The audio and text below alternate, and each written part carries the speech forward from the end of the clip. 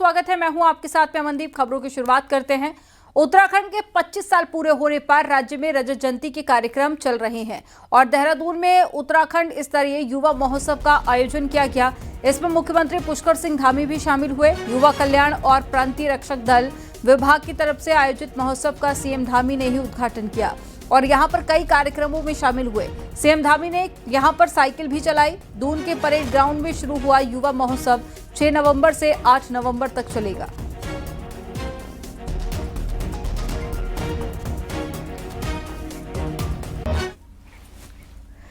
हल्द्वानी में राज्य स्थापना की रजत जयंती पर पूर्व सैनिकों के सम्मान का कार्यक्रम हुआ, जिसमें सीएम पुष्कर सिंह धामी ने पूर्व सैनिकों को सम्मानित किया। इस दौरान सीएम धामी ने कहा कि वीर शहीदों की बदौलत ही देश सुरक्षित है और सीएम ने यह भी कहा कि वीर सैनिकों की याद में देहरादून में सैन्य धाम बनाया जा रहा है। वहीं सीएम धामी ने कांग्रेस पर सैनिकों के अपमान का आरोप लगाया। सीएम धामी ने कहा कि राहुल गांधी बार बार सैनिकों का अपमान करते हैं और मनोबल गिराने का काम करते हैं।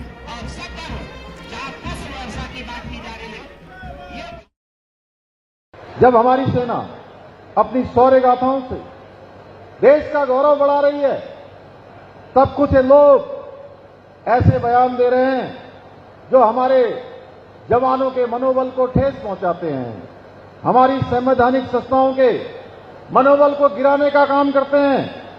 कल ही एक पार्टी के शहजादे के द्वारा, एक पार्टी के युवराज के द्वारा सेना पर दिया गया कलुषित और दुर्भाग्यपूर्ण बयान न केवल देश के वीर जवानों का अपमान है, बल्कि राष्ट्र की अस्मिता पर भी गहरा आघात है। देश के अंदर ये लोग आज भी अस्थिरता फैलाना चाहते हैं। भाइयों बहनों, ऐसे शब्दों से उन्होंने स्वयं ये सिद्ध कर दिया है कि वे भारत तेरे टुकड़े टुकड़े होंगे इंशाअल्लाह इंशाअल्लाह गैंग के मुखिया हैं। ऐसे लोगों के संरक्षक हैं, ऐसे लोगों के संवर्धित करने वाले हैं, ऐसे लोगों को पोषित करने वाले हैं, ऐसे लोगों को प्रोत्साहित करने वाले हैं जो देश विरोधी एजेंडा चलाते हैं। फोटो भेंट की गई तो हृदय भावनाओं से भर उठा। सीएम धामी ने कहा कि उन सभी वीर सैनिकों को नमन करता हूं जिन्होंने राष्ट्र सेवा को अपने जीवन का ध्येय बनाया है।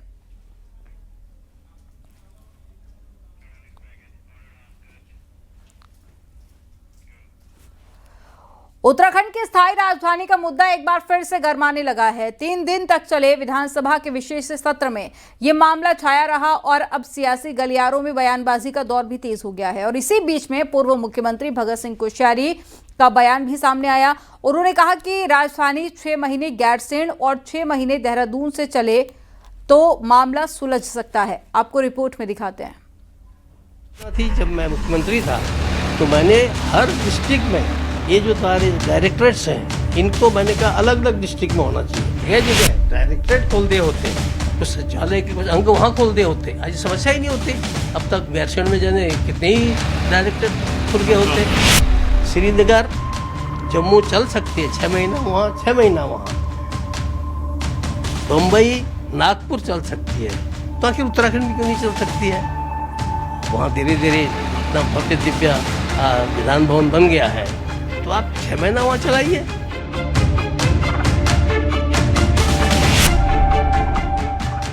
ये हैं अंतरिम सरकार में मुख्यमंत्री रहे भगत सिंह कोश्यारी। न्यूज 18 से खास बातचीत में उन्होंने कहा कि उत्तराखंड में प्रशासनिक इकाइयों का विकेंद्रीकरण होना चाहिए। देहरादून के बजाय हर जिले में एक निदेशालय हो। ठीक इसी तर्ज पर उन्होंने राजधानी के बंटवारे की बात भी कही। 6 महीने गैरसैंण से 6 महीने देहरादून से शासन चलाया जाए, लेकिन कोश्यारी के इस बयान ने राजनीतिक हलचल मचा दी है। कांग्रेस का कहना है कि इस विवाद की जड़ भगत सिंह कोश्यारी खुद ही हैं, क्योंकि अंतरिम सरकार में राजधानी तय करने की जिम्मेदारी कोश्यारी की ही थी। वहीं बीजेपी पलटवार कर रही है। उसके मुताबिक पहली निर्वाचित सरकार का नेतृत्व करने वाली कांग्रेस ने जानबूझकर राज्य को असमंजस में छोड़ा। ये नासूर तो कोश्यारी जी का पैदा किया हुआ ही। नित्यानंद स्वामी जी और कोश्यारी जी को जिम्मेदारी दी थी केंद्र की सरकार ने कि आपको अंतरिम सरकार में पहले स्वामी जी को मुख्यमंत्री बनाया, फिर कोश्यारी जी को मुख्यमंत्री बनाया।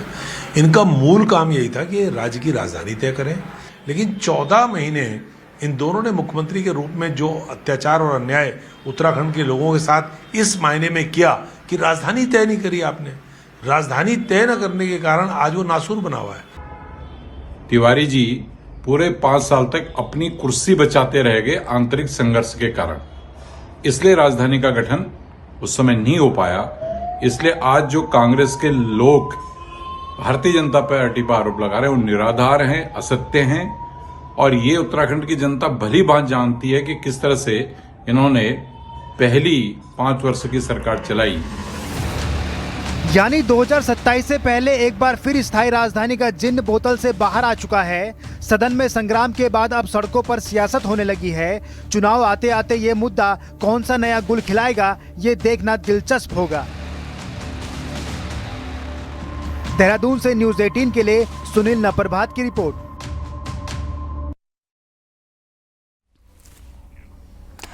रामनगर में सीएम धामी ने बिहार में बीजेपी की बम्पर जीत का दावा किया। सीएम धामी ने कहा कि डबल इंजन की सरकार में तेजी से विकास हो रहा है और बिहार की जनता बीजेपी के साथ है, लिहाजा बिहार में एनडीए की सरकार बननी तय है। जनता, क्योंकि वहाँ महिलाओं के लिए हो, नौजवानों के रोजगार के अवसर हो, उद्योग धंधे हो, सुशासन हो, सभी काम आगे बढ़े।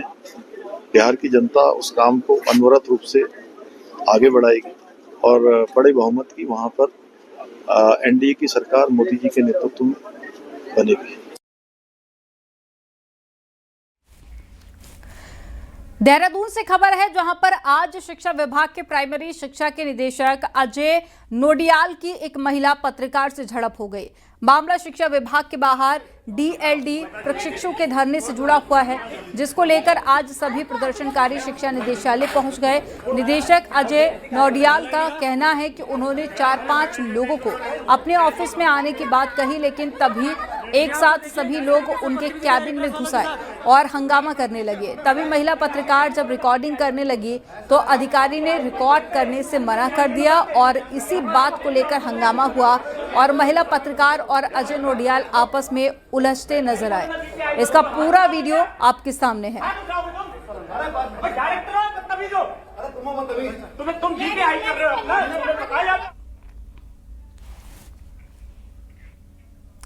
पिथौरागढ़ में general BC Joshi army public school के प्रिंसिपल को लेकर उठा विवाद थमने का नाम नहीं ले रहा है। सेना के अधिकारी, स्कूल प्रबंधन, जिला प्रशासन और जनप्रतिनिधियों की डीएम ऑफिस में मीटिंग हुई, लेकिन कोई ठोस नतीजा नहीं निकला। अब ऐसे में जनप्रतिनिधियों ने स्कूल प्रबंधन को 15 दिन का समय दिया है, जिसके बाद में आंदोलन की चेतावनी दी है। एपीएस के प्रिंसिपल के खिलाफ स्कूल में तैनात दर्जनों महिला कर्मचारियों ने यौन उत्पीड़न का आरोप लगाया। महिला कर्मचारियों ने इसकी शिकायत महिला आयोग से भी की है, लेकिन अब जनप्रतिनिधियों ने प्रिंसिपल के खिलाफ मोर्चा खोल दिया है।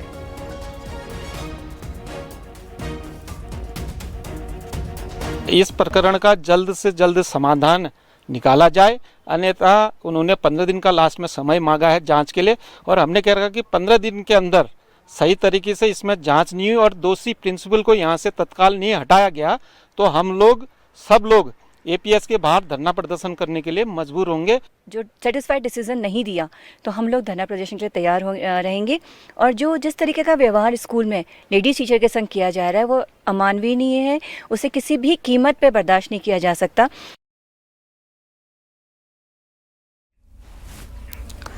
कोटद्वार की नीलकंठ कॉलोनी में अतिक्रमण हटाने पहुंची नगर निगम की टीम और स्थानीय लोगों के बीच में जमकर मारपीट हो गई। दरअसल कॉलोनी में हुए अतिक्रमण को हटाने के लिए लगातार अनाउंस किया गया था, जिसके बाद में ज्यादातर लोगों ने अपना अतिक्रमण खुद हटा लिया था, लेकिन कुछ लोगों द्वारा अतिक्रमण नहीं हटाया गया, जिस पर नगर निगम की टीम अतिक्रमण हटाने पहुंची और इसी दौरान कहासुनी होने के बाद में निगम की टीम के साथ में स्थानीय महिलाओं ने मारपीट शुरू कर दी और निगम की सफाई कर्मियों ने खुद का बचाव करते हुए उनका विरोध किया। और बताया जा रहा है कि इस मामले में सरकारी काम में बाधा डालने वालों के खिलाफ कोतवाली में तहरीर दी गई है। साथ ही नीलकंठ कॉलोनी निवासी एक महिला ने भी निगम कर्मचारियों पर मारपीट का केस दर्ज किया।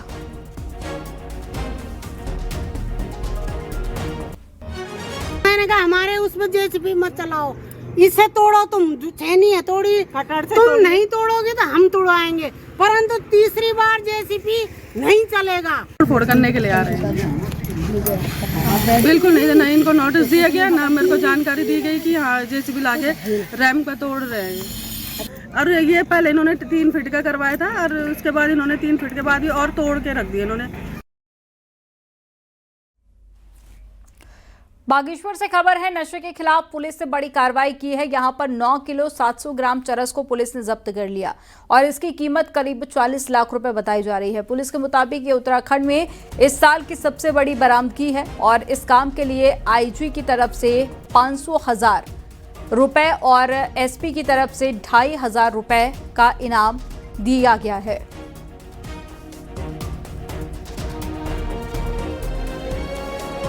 जिसके क्रम में आज हमारी एसओजी और एनटीएफ कोतवाली की संयुक्त टीम द्वारा एक व्यक्ति जिसका नाम दिनेश सिंह मेहता है, जो कि मल्ला दुगर्चा का रहने वाला है, जिसके कब्जे से 9 किलो 712 ग्राम चरस बरामद की गई है, जिसकी वर्तमान में बाजार कीमत लगभग 40 लाख रुपए है।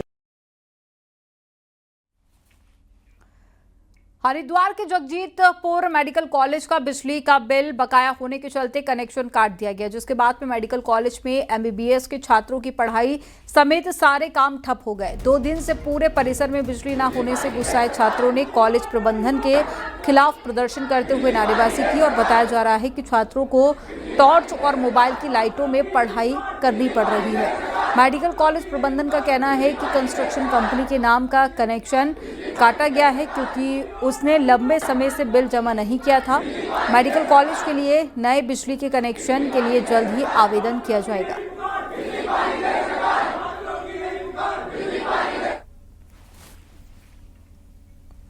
उत्तराखंड में नकली दवाइयों का जाल अब खतरनाक स्तर तक फैल चुका है। इसकी चपेट में सिर्फ उत्तराखंड ही नहीं बल्कि देश के 6 बड़े राज्य भी आ चुके हैं। आपको रिपोर्ट में दिखाते हैं।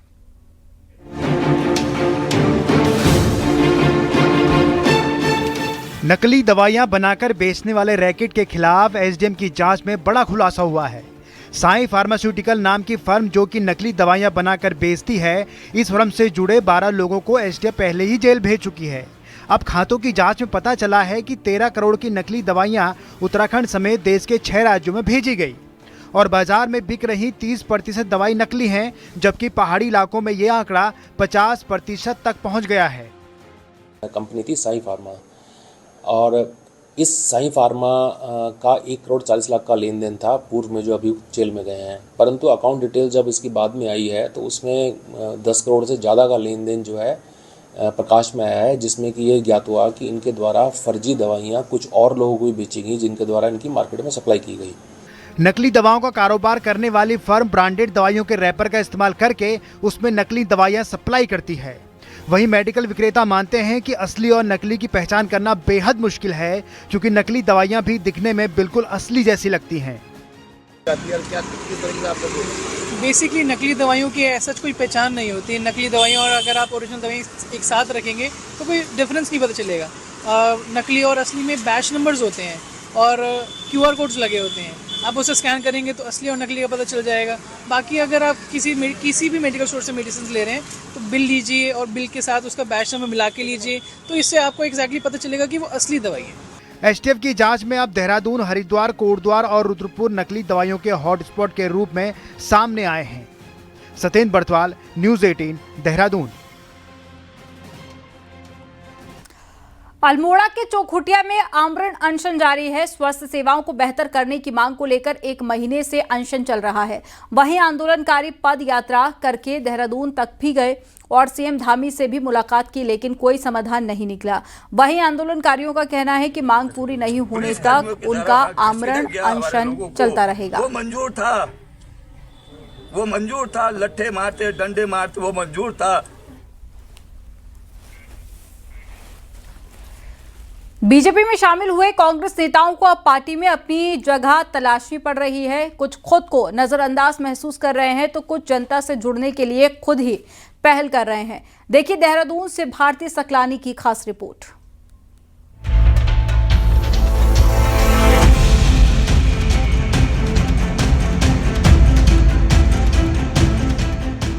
बीजेपी में साल भर कोई ना कोई गतिविधि चलती रहती है। पार्टी के नेता भी मानते हैं कि यहाँ कोई कार्यकर्ता खाली नहीं बैठता, लेकिन कांग्रेस छोड़कर बीजेपी में आए कुछ नेताओं को अब काम की तलाश करनी पड़ रही है। वो खुद मानते हैं कि जनता के बीच अपनी उपस्थिति दर्ज कराना जरूरी है। कुछ जागरूकता अभियान चला रहे हैं तो कुछ खुद को पार्टी से पूरी तरह से नजरअंदाज बता रहे हैं। ये एक नागरिक के रूप में हम सबकी जिम्मेदारी है कि हम इस चीज पर जन जागरण अभियान चलाएं, लोगों को जागरूक करें, लोगों का ये भ्रम दूर करें कि वोटर लिस्ट में नाम लिखाने से फायदा होगा। वोटर लिस्ट में नहीं बल्कि जनगणना के समय अपने गांव में फिजिकली रह करके जब हम जनगणना कराएंगे तभी पहाड़ की विधानसभा सीटों की संख्या यथावत या रह सकती है। मैं फुलेस्ट अपना पार्टी के लिए देता हूं, पार्टी के कार्यक्रम के लिए, लेकिन अपनी सरकार होने से जो विकास के कुछ कार्य मैं चाहता था वहाँ करना, उसमें मुझे सपोर्ट नहीं मिला। तो देखा जाए तो बाय एंड लार्ज में कुछ कर नहीं पाया लोगों के लिए, कर नहीं पाया। मैं बस अपना एक तरह से अपने लेवल पे ही कुछ करता रहा। इस पूरे घटनाक्रम पर कांग्रेस ने चुटकी लेते हुए याद दिलाया कि कैसे पहले कुर्सी न मिलने पर नेता नाराज हो जाते थे, अब वही नेता बीजेपी में काम की तलाश में हैं। पार्टी में गए, जब वो लोग कांग्रेस पार्टी में थे, आपको मंच चाहिए होता था, आपको फ्रंट लाइन चाहिए होती थी, आपको नाम चाहिए होता था, हर चीज चाहिए होती थी, वो सम्मान पे आ जाता था। आज अपना अस्तित्व बचा के रखना है और दिखाना है भाजपा को कि हम आपके प्रति कितने वफादार और ईमानदार हैं। इसलिए अपनी तरफ से कोई कुछ कर रहा है, कोई कुछ बांट रहा है, कोई कुछ वितरित कर रहा है। बीजेपी में काम की कमी नहीं होती, यह बात सही है, लेकिन कांग्रेस छोड़कर आए कई नेताओं का अब तक पार्टी में एडजस्टमेंट नहीं हो पाया। ये स्थिति उन्हें भी खल रही है। आने वाले समय में इसका असर पार्टी के भीतर अलग अलग रूप में देखने को मिल सकता है। न्यूज़ 18 के लिए देहरादून से भारती सकलानी की रिपोर्ट।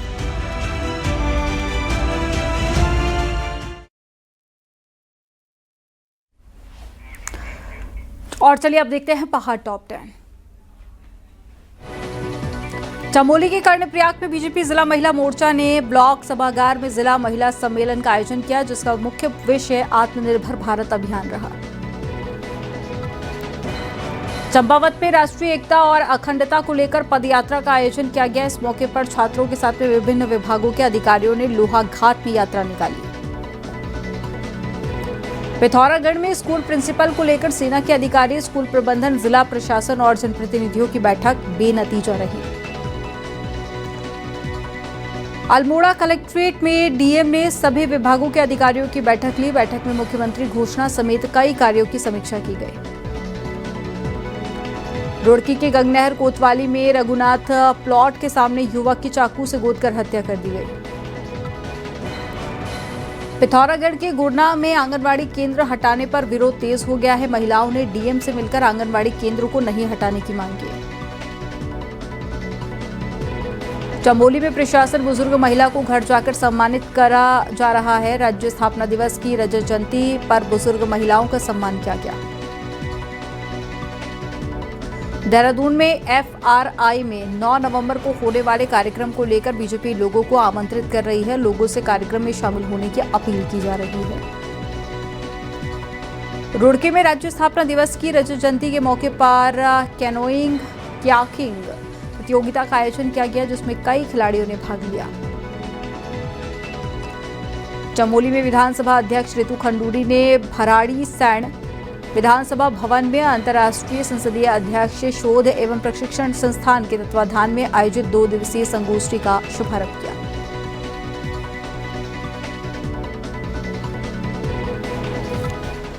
बॉलीवुड सिंगर जुबिन नौटियाल ने उत्तराखंड में अपना म्यूजिक लेवल शुरू किया है और जुबिन का कहना है कि वो इसके जरिए पहले उत्तराखंड, उसके बाद में पूरे हिमालयन रीजन को कवर करेंगे।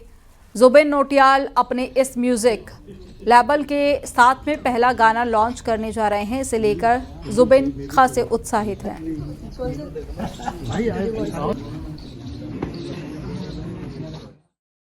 जितने भी हमारे सिलेक्शन प्रोसेस है उसमें हम बेस्ट से बेस्ट राइटर्स, बेस्ट से बेस्ट डायरेक्टर्स, बेस्ट से बेस्ट डीओपीज के साथ काम कर रहे हैं और कोशिश कर रहे हैं कि सब जो उत्तराखंड के बेस्ट हैं उनको एक साथ ला करके चीज़ कुछ क्रिएट करी जा सके।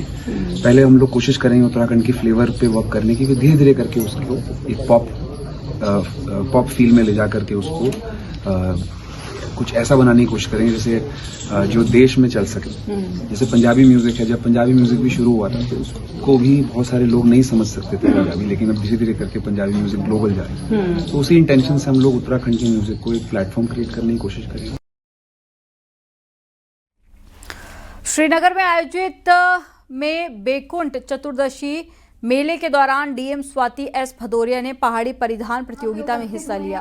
डीएम पहाड़ी परिधान में पहुंची थी। इस दौरान डीएम ने पहाड़ की संस्कृति के साथ में जुड़े रहने का संदेश युवाओं को दिया और उत्तराखंडी छौ कार्यक्रम के तहत आयोजित इस प्रतियोगिता में शहर के प्रतिनिधि, अधिकारी, छात्र, महिलाएं और युवा बड़ी संख्या में पारंपरिक वेशभूषा में नजर आए। बहुत ज्यादा कुछ ऐसा सोच कर भी नहीं आई थी और गढ़वाली उल्लास इस क्षेत्र से ये आ रहे, क्योंकि जब तक कोई सम्मानित पद है, जब तक उनकी भावनाओं नगर आयुक्त मैडम हमारी जितनी और इससे हमारे जो रूट्स हैं, हमारी जो पहाड़ी परिधान है, केवल एक परिधान नहीं है बल्कि हमारे अपने आइडेंटिटी को दर्शाता है। हम अपनी आइडेंटिटी पे गर्व है, ये दर्शाता है। तो हमारी जो पहाड़ी परिधान है, चाहे हमारे पहाड़ी फोक सॉन्ग्स हैं, चाहे उसके गायन है या रसोई है, हर चीज को हमें बढ़ावा देने की कोशिश करनी चाहिए। ऋषिकेश में तपोवन के पास में गंगा तट शराब पीते हुए लोगों को राफ्टिंग गाइड ने रंगे हाथों पकड़ लिया। दरअसल गंगा तट को कुछ पर्यटकों ने मौज मस्ती और अय्याशी का अड्डा समझ लिया था। ऐसे में पर्यटक गंगा किनारे शराब पीने से भी परहेज नहीं करते हैं। ऐसे ही 3 लोगों को शराब पीते राफ्टिंग गाइड ने पकड़ा और पहले उन्हें सबक सिखाया। आगे से ऐसा ना करने की चेतावनी भी दी है। भाई, ये दारू पीने की जगह है? नहीं, दारू पीने की जगह नहीं है। हाँ, फिर कैसे पी रहा था? जब मैंने तेरे को वहाँ से पूछा तो वहाँ कैसे बोल रहा? ये पकड़िए, कैमरा पकड़ दिया है, करूँ ऐसा? ये दारू पीने की जगह है? नहीं नहीं नहीं। लोकल? अरे लोकल हमें यहाँ के। लोकल कहाँ से? कौन सी जगह? कौन सी जगह? ढाल वाला। तो तुम्हें पता है कौन सी जगह है भाई? ये दारू पीने की जगह है? नहीं।